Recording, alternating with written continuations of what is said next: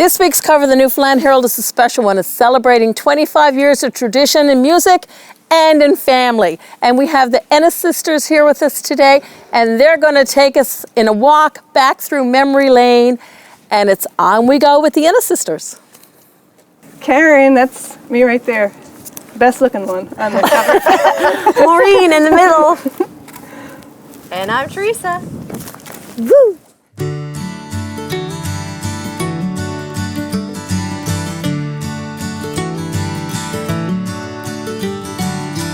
Thinking back to my childhood, to the simpler days of my youth. Oh, look at this cover. Yes, About beautiful. this cover at the grocery store already. And you know what I love? I love that the clothes that we're wearing, local designer, Melanie Jacqueline. Jacqueline. She's She so helped good. put these together for us. She's lovely. And Sky did our makeup. Yes. And Dave Howells did the picture. Yes, so it was such a fun thing to be able to do. And I love the logo. I love the... This is what we're going to get tattooed. I mean, this is 25th year anniversary for us. We've been into business 25 years. I know, and I look amazing. so young. Teresa, I got to tell you, Yeah. you look better today than you did 25 years ago. Well, let's look at our first Herald cover, shall we? Oh, Ooh. But I mean, we did our best. We thought we were so cool. Yeah. We did the you best. know what? Those styles are going to come back in. Those we've been in the business so long. They'll come back around. I don't think yours is going to come back around. No. Well, the hairstyles anyway. Yeah. We all had the same We had the hairstyle. same hair color, Yeah. same jeans, I think. Wow. I didn't put on a blouse though. I wanted to change it up a little bit. You changed up the picture, but you know what? That was such an amazing. I mean, if you look at us here today, I'm wearing white, you're wearing blue, Karen, you're wearing black. Yeah. No, you're Oh, reaching. yeah, we are You're very reaching. similar to our. Yeah. See, it's going to come back around. Now, let's But go I gotta inside. say though, when that came out, that was probably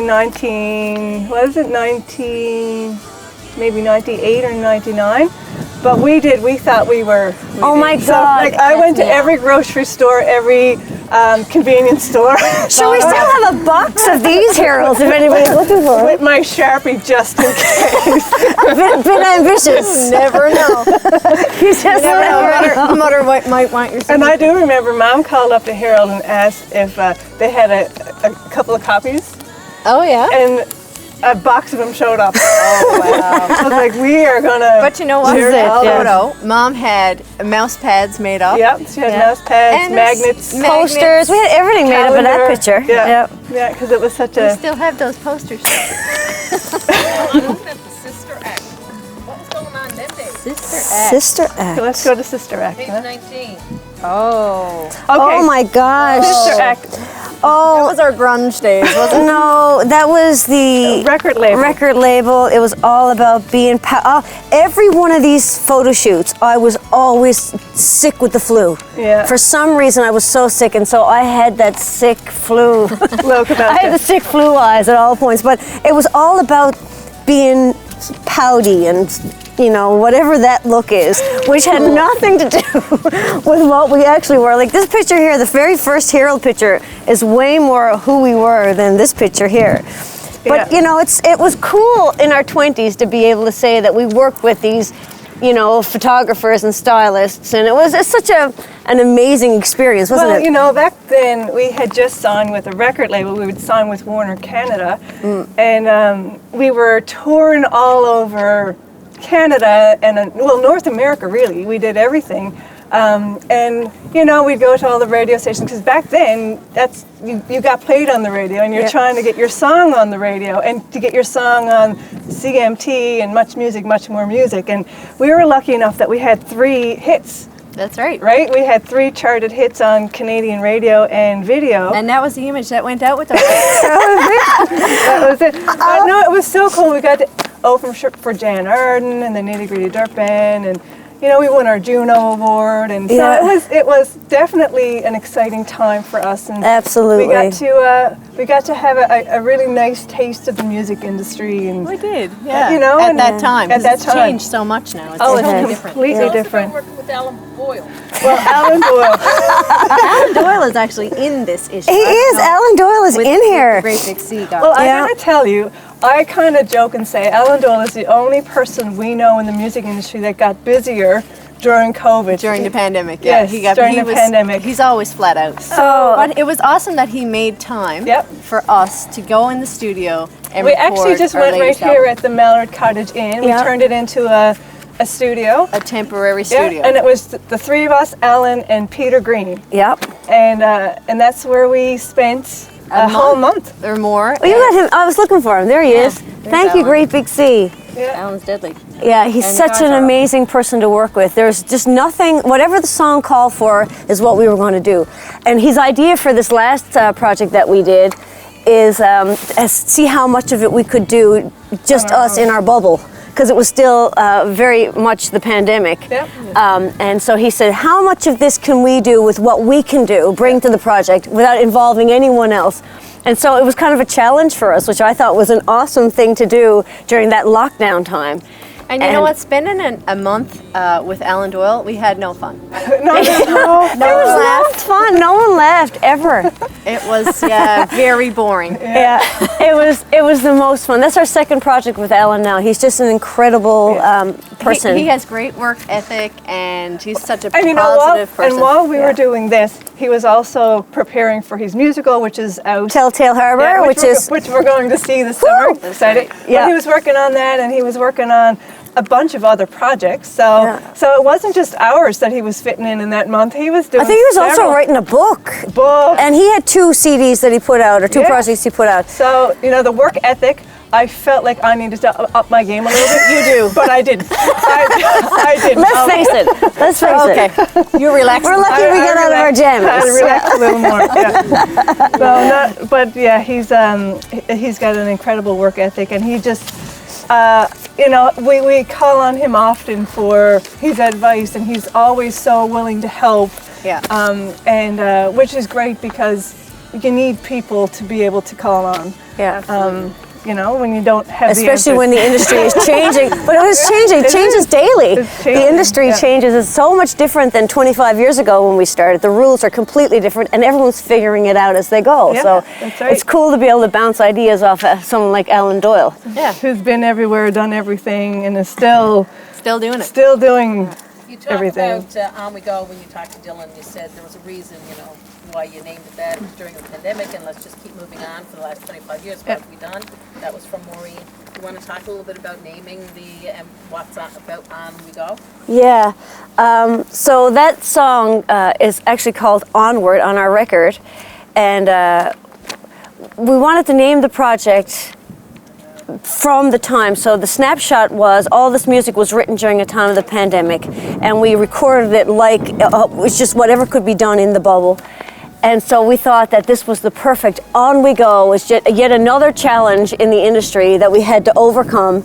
And it was the perfect, it's also named after a song that Perry Chafe and Alan Doyle, I co-wrote this with them. And it's like a sea shanty, which was also a huge deal on TikTok during the pandemic. So we wrote this song just basically about onward we go with a Newfoundland coloring to it. So that's where the title came from, On We Go.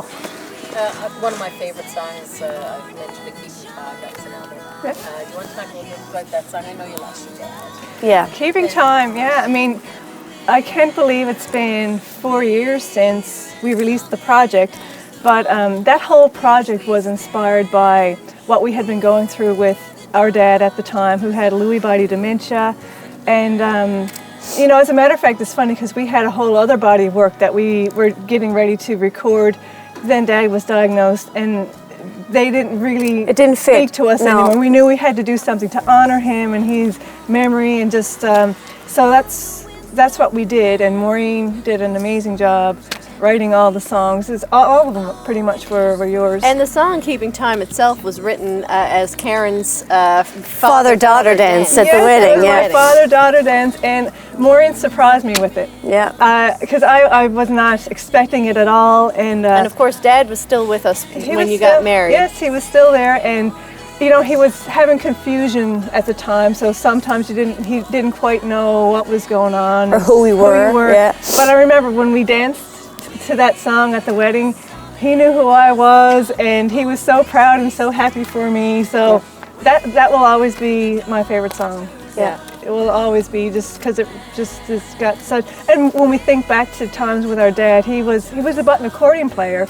but he was an incredible dancer. Yeah. The waltzes we'd go to. He danced the Lancers and all the Newfoundland traditional dances. We didn't have to do a thing. You just get in Dad's arms, and it was like just going on the most magical ride. And everybody wanted Such to a good dance dancer. with Dad. Yeah. Such a good dancer. So it was, it was such a beautiful song, but a beautiful project. And then when we were able to get out and tour it, just to be able to talk about memories of our dad, and to know that a lot of people go through the same thing and have gone through the same thing. So it was very healing for us to be able to do that.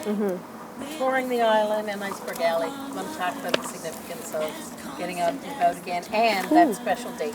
Okay. Yeah, so in June we are touring across, we're doing a show in Corner Brook, Grand Falls and Gander, and of course St. John's, to celebrate our 25 years in the music industry. And it'll be 25 years as of June 25th. That's right. June 25th. Because we released our very first album, Red as the Rose, on June 25th, 1997. So we decided it would be fitting to do a 25th anniversary tour in June in the province, where it all began, of course. And we're really excited about it. We're going to be doing songs that span the entire 25 years, songs from Red as the Rose and the various phases on up through. Turns out all of our hits. All of the hits. All of the hits. As well as songs from On We Go. And so, which is our brand new album, which is coming out in June. In June, yeah. So it's going to be a really fun time. And then, of course, we have Iceberg Alley Yes. on the 25th of June down at the tent. Which is going to be so It's our cool. first time playing the tent. And it's a part of come home year, you know, and so, just to be able to play with bands that were there 25 years ago with us, it's just such a cool thing. It's funny. I remember 25 years ago, so the week before our release, we went down and played a show with Celtic Connection, who had just released their album. That's right. And then the following week, we did our show. It was the Punters, Jimmy Whiffin, And us. and it was at the Delta. And there's 1,000 people there. Yeah. This is And our all the first media. big show. This is the first thing. All it was the media, crazy. and we were so nervous. And one of the interviews that I remember is Toni Marie Wiseman sitting there with us and just being so kind and guiding us through the very first interview, basically, that we ever did. Yeah. And we had no idea how to do but it. she was so good to us. I'll never ever forget it. But all the local media was so good to us back then. And without them, we wouldn't have been able to have any of the hype and any. it was just so good. So nice. We kind of had our media training through the Newfoundland before media. we went out in the in the world. we were so Did we ever get better at it? No, we're still trying to figuring it out. Yeah. But I mentioned to you guys before you started about that little concert with the cars. Oh, yes. Through a lot in the industry. Yeah. That was It interesting. That Oh was my a God, shenanigan. I was there. That was a great job. Yeah, we've that been was fun. everywhere from like being on the replica of the Matthew one of our first gigs. up at Topsail. Back in 1997. Yep. Up at the Topsail Mall too. I mean, there were so many things that we've done in between biggest stages, playing in front of, Thousands of people. Hundreds of thousands of people. Yeah. Like we've to done hoping that someone was going to show up. I mean, we've seen all the Spectrum the of it. spectrum of this. Like being at a show, ordering a pizza for everyone. You know what I That's mean? right. We're all on a first name basis with the Share first row. So we've been there, but But that was amazing. well, it's just I never imagined in my career that I'd be playing in front of cars honking horns to applaud. Yeah. Right? But I mean, Chris Andrews. you gotta say he is. How creative. I mean, and to we love Chris. Create, We love Shenanigans. Yeah. To create that opportunity for us to do something to perform when everything was shut down, it was genius. It was. Yeah. I would stand there all the time and have that drive-in concert, have people honk. I said I've never heard so much honking since the last time I went through the roundabout. The last time I heard that much Honking.